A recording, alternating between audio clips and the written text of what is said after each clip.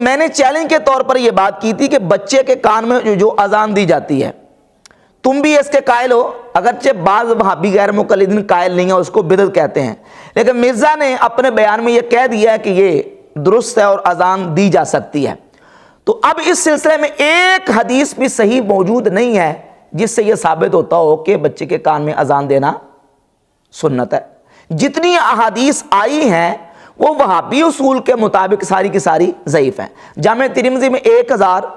1514 number حدیث لے کے امام ترمذی رحمۃ اللہ علیہ، اور اس میں عاصم ابن عبید اللہ راوی ضعیف ہے، غیر مقلدین اس کو ضعیف مانتے ہیں، اور حافظ زبیر الزئی وہابی نے بھی اور البانی وغیرہ دیگر سب نے لکھا ہے کہ یہ راوی ضعیف ہے۔ اب مرزے کے پاس اور تو کوئی بچنے کا رستہ تھا نہیں میرے چیلنج کا جواب دینے کے لیے، تو کہہ دیا کہ جی اصل میں امام ترمذی نے اس حدیث کو بیان کر کے تو نیچے کمنٹس دے دیے ہیں کہ اس حدیث پر امت کا اجماع ہے۔ حالانکہ جو مرزا کے فالورز مرزا کو سنتے ہیں، آپ اپنی وہابیوں کی ایپ اسلام 360 نکالیں، اس میں 1514 نمبر روایت نکال لیں، امام ترمذی نے ایک لفظ بھی اس حدیث کے حوالے سے نہیں کہا، بلکہ اس میں لفظ یہ ہے وَالْعَمَلُ عَلَى الْعَقِيقَةِ عَلَى مَا رُوِيَ، عقیقہ پر عمل اس حدیث پر ہے جو آگے امام ترمذی نے بیان کی ہے۔ جو سابقہ حدیث بیان کر چکے ہیں امام حسن رضی اللہ تعالیٰ کے حوالے سے، اس حوالے سے امام ترمذی نے ایک لفظ بھی نہیں لکھا، اور مرزا نے اتنا بڑا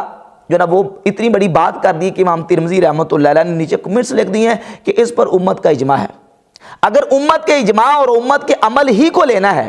تو امام ترمذی رحمۃ اللہ علیہ باقی حدیث کے بارے میں بھی اپنے تبصرے اور اپنے کمنٹس لکھ چکے ہیں اور دے چکے ہیں کہ اس حدیث پر امت کا عمل ہے اور اس حدیث پر امت کا عمل نہیں ہے۔ مثال کے طور پر اسی کلپ میں مرزا نے جمع بین الصلاتین کے حوالے سے سیدنا عبداللہ ابن عباس رضی اللہ تعالیٰ سے ایک حدیث بیان کی صحیح مسلم کے حوالے سے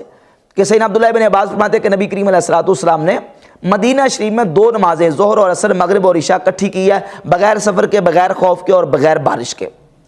اب اس حدیث کو بیان کر کے مرزا نے یہ واویلا کیا ہے اور کہا ہے کہ علماء یہ حدیث چھپاتے ہیں اور یہ سہولت امت کے لیے آسانی ہے اور علماء ان حدیث کو بیان نہیں کرتے۔ حالانکہ یہی امام ترمذی رحمۃ اللہ علیہ جامع ترمذی کے آخر میں ان کی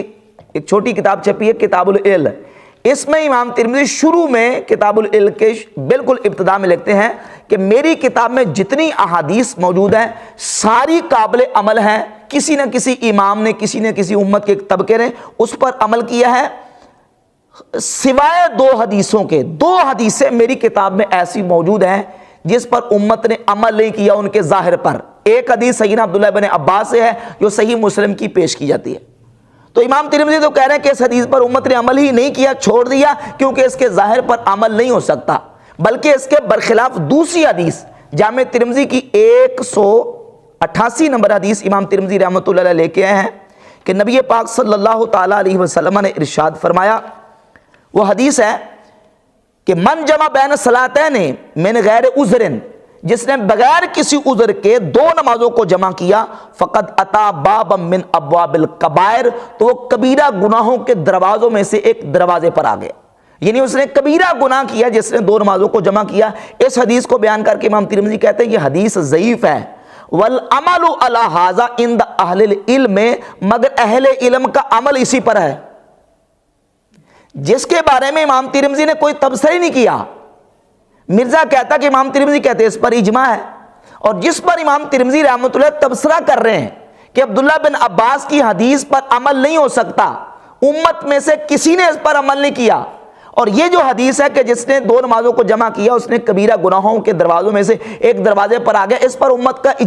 عمل ہے کہ اس پر عمل کیا جائے گا، اور 2 نمازوں کو بغیر عذر کے جمع نہیں کیا جائے گا، اس کو چھوڑے جاتا ہے۔